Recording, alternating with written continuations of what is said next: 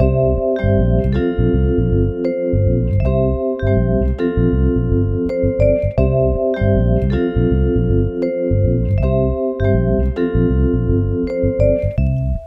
everyone, welcome back to the Draw Pod. It's me, your host, Elyse Andrews. In this episode, I'll be chatting while doing some drawings from a trip that I took to Berlin in summer of 2019. If you're new here, this is a visual podcast where I draw something and chat with you as I go. You really don't have to watch the video to know what's going on, and if you prefer to listen to it on a podcast app, it is available everywhere. But if you want to watch the YouTube video to go along with it, check out my channel, Elyse Andrews, and it's linked in the description of this pod and every podcast. So let's get into an intro of how I've been. So this week has been really good. My boyfriend is in town with me at my house for the next few weeks, and I've really enjoyed getting to spend more time with him. We've been going for a lot of walks, spending a lot more time outside, which is really nice. Swimming a lot in my backyard, and yeah, just enjoying each other's company.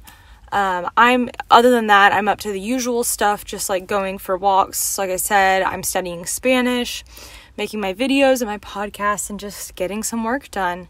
Kind of preparing for the next few months, because I'm going to probably be helping out my cousins while they're doing online learning. They're in, middle and high school, so that'll be really exciting. So I'm just kind of getting a lot of work done now, and I'm looking forward to that in the next few weeks.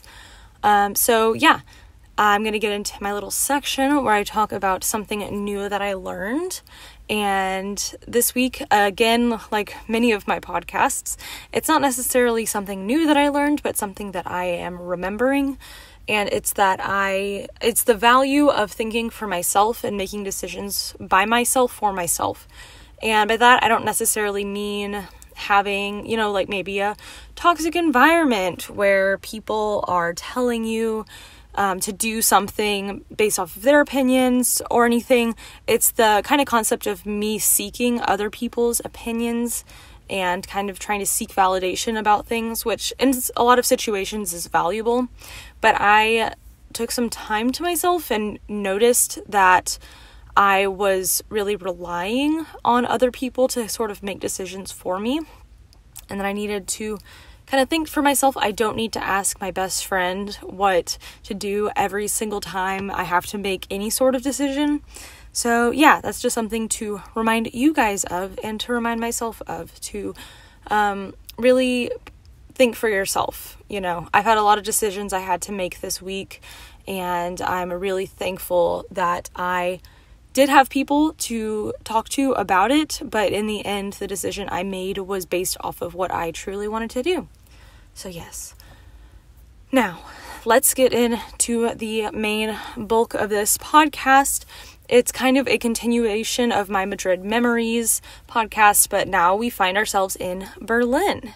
So as I've mentioned in other podcasts, I studied abroad in Madrid last summer, and it was super great. I did that for about 7 or 8 weeks, and then I had planned to go to Berlin in Germany the week after I finished my time in Madrid, because, you're in Europe, you should check something out, go somewhere else. And also there was a trip through my school that was in Berlin, and a lot of my friends were on it, including my boyfriend. So we hadn't seen each other in a long time. Actually, quarantine is longer than we have been, apart anyway. But last summer we were apart for like that 7 or 8 weeks, and then I got to go to Berlin and see my boyfriend and all my friends there, and I actually really got to participate in the Berlin program trip that they had going on, which was really cool and very kind of the professors that were leading that trip to allow me to be just like a student there. I didn't take any classes, but I got to go to museums with them. I got to go to this ice bar, which I can talk about a bit. The museums were cool. And we also went to the Berlin Wall. So I'm just going to talk about my experience there and some of the specific places that we went to. And then I also want to kind of compare my experience in Berlin to my experience in Madrid, because they were very different cities, and it was really interesting getting to see how different these two cities were. So yes, so I finished up in Spain. I was sad, but I was ready to see my boyfriend, and then also really excited to go home and be with my family. And so, but yeah, I was excited for this week in Berlin, but I was also very exhausted from studying abroad in Madrid. And also Madrid was like, the temperatures were getting up to like over 110 that week that I left, and Pride was happening at the same time. So basically everything, I was really hot. There was like a Saharan heat wave coming in, and everything was very hot, very dry, and there were so many people on the streets everywhere, because where I lived in Madrid, it was like the Times Square of like New York, was the equivalent of where I lived in Madrid on Gran Via. And yeah, and then Pride was happening, so there were so many people. It's a huge event. And I was exhausted from all of that, and also just, being in a different country for so long, you're going to be tired. So I wrapped that up. I got on the plane to Berlin, and I flew over there. Not a bad flight at all. And yeah, I ended up in Berlin, and my boyfriend picked me up, and we went to my hotel, and we also got some dinner. We got some pho, which was really good. And yeah, so that was when I got there, but I was exhausted. And one funny thing about the pho restaurant, the Vietnamese restaurant, was that they brought me and my boyfriend a menu, and on one side of it was in Vietnamese, and then on the other side it was in German. And so I was a little freaked out, because I had just come from Madrid, where I can speak and read and understand the language that is native to the area. And I was like, oh gosh, Vietnamese and German, like how am I going to manage? And then they noticed that we were kind of like, and then they brought us an English menu. Anyway, just thought that was funny to mention. But yeah, so let's go down my list of things that I have. I said I was really tired. Food. With Berlin, I wasn't like in love with like German food, but I wish that I had got the chance to try more. As I said, I was really tired, so I spent a lot of time just hanging out with my friends. I hadn't cooked in like 8 weeks because my senora would cook every meal for me, and then most meals for me, and then I would eat out for my other meals. And so I wanted to cook, so we got to do that. I got to have black beans and eggs and rice, and I was so excited. Anyway, but so yeah, I didn't like try a ton of food. I had a lot of potatoes and pretzels, and that was great for me. But I wish I had the opportunity to try more authentic German food. But I have to say, I stan a German breakfast compared to, I don't want to get to comparisons quite yet, but compared to Madrid, breakfast is so much more of a full, rich thing in Berlin and in Germany. From my experience, I had like eggs and meat and potatoes and like fruit. It just was very hearty, and there was more vegetables involved in breakfast, which I really liked. So yes. So to the locations that I went to whenever I was there, I got to go to a museum, and I wish I could tell you which museum it was. Again, I was tired and just along for the ride with the trip and the professors that were leading it. But I got to see Paris Street Rainy Day by an artist whose name I'm not going to say because I know I will not pronounce it correctly, but you can look up Paris Street Rainy Day. The artist's name starts with the C. Studied it in my art history class freshman year. That was just one of the things you learn about. And it happened, I think it's normally in Chicago, but it happened to be at that museum in Berlin for a few months, and that was so cool to see that painting that I had studied. Anytime like I was in Madrid also, I got to see like Las Meninas, I got to see a lot of Goya, and other like Spanish artists who I studied in this art history class and in other art history classes I took at college. And so that was so I don't know, it was like a dream come true. I actually got to see these paintings in person and really experience them. So getting to see Paris Street Rainy Day was like, it was pretty cool to me. And then the other artists I wasn't as familiar with, but anytime I'm in an art museum, I'm very happy. So that was a very positive experience. And then I got to go to the Berlin Wall, like the art gallery that they have there. I got to see the iconic image of the two guys kissing, which again, I don't have the name of it. I don't know the name of it. I wish I knew the name of it. But that was really cool because that's just, an iconic thing. And there was a lot of really neat art on that wall. And then I got to go to an ice bar, which was a fever dream. I'm not like totally gonna get into that, but just like for something related to the class, they just like did a group trip to some like restaurant or something, like as a ending sort of thing. I'm not explaining this well, but they went to an ice bar and I got to go to it with them, and it just was kind of wild, Ice bars are weird. Yeah, I'm not going to go into it anymore, but it was very fun. But by the end of it, just like people had drank a decent amount and everyone was dancing, and my boyfriend and I were just like sitting on these couches and watching everything happen, and we're just like, what is going on? We're in an ice bar. Anyway. So that was fun.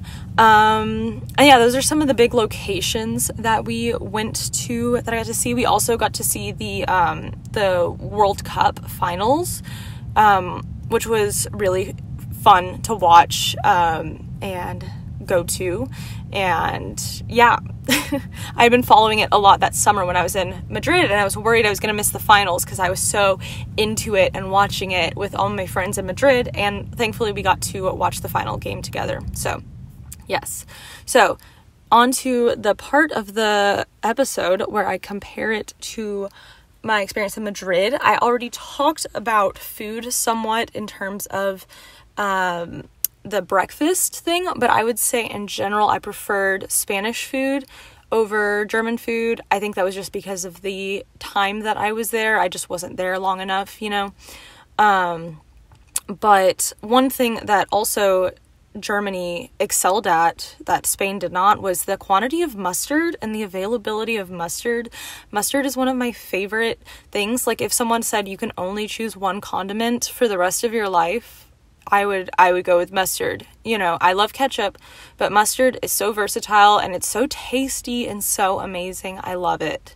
And there was plenty of it in Germany, and plenty of spicy mustard in Germany too, which I liked.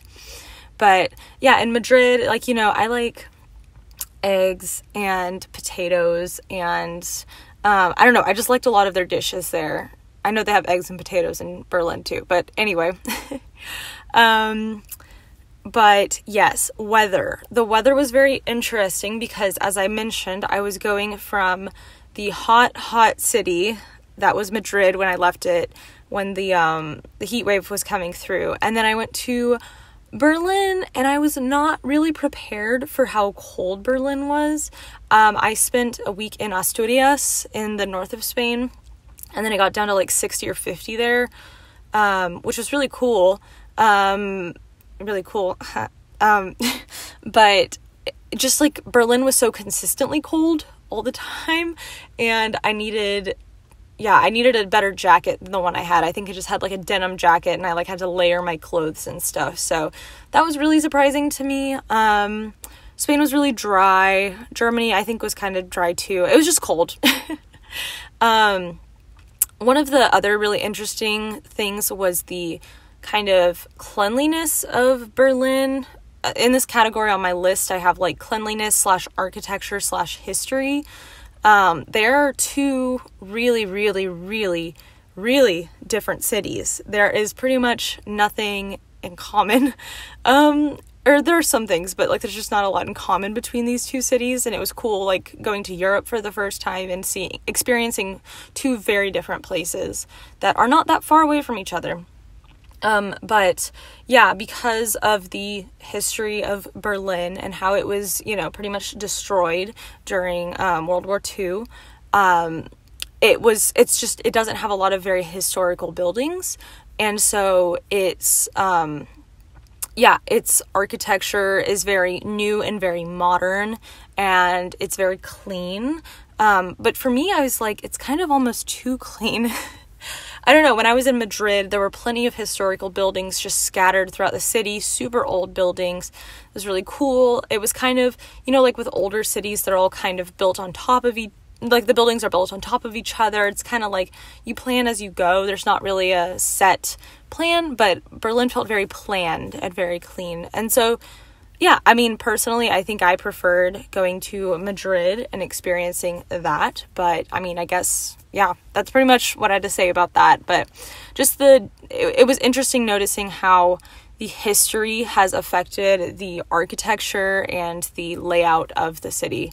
So, and then another thing I kind of mentioned about my kind of an interest, like with the Vietnamese food that I had, was the language, because I was initially in a country where, I understood and spoke and could communicate in language, in Spanish, but then I went to Berlin and, a lot of people, if not most people, speak English there, but all of the street signs and other signs, like metro signs, they're all in German, and that was kind of, I mean, I wasn't living there, so again, I think it's just a time duration thing, but it was just kind of harder for me to understand there, because I don't know German. And then the last thing I wanted to talk about too is the metro, and that was that, I don't know, again, duration thing. I liked Madrid's metro system. It made a lot of sense to me. I liked that you buy your card and you get on the metro and you're just cruising. No one's asking you, like, basically in Berlin, you have to, like, get a ticket and then you don't have to scan it or anything. So, like, anyone hypothetically could just jump on the metro and go, but they have people inside the cars that are just they're just like normal people, but they'll check your tickets. So there's like a chance you could get away with never paying for it, but that probably wouldn't happen. But, yeah, they just randomly check. And so that was kind of weird to me. And it was also more expensive than the Madrid metro. But those are just some things I observed. And then the last thing I wanted to talk about was crossing the streets and whether, like, Spain is very pedestrian friendly, and it was, like, cars would stop for people crossing the street. It's a very, like, you just walk everywhere, and the pedestrians definitely have the right of way. And the interesting thing I noticed in Berlin was that, well, one, bikes are so big, they're such a thing.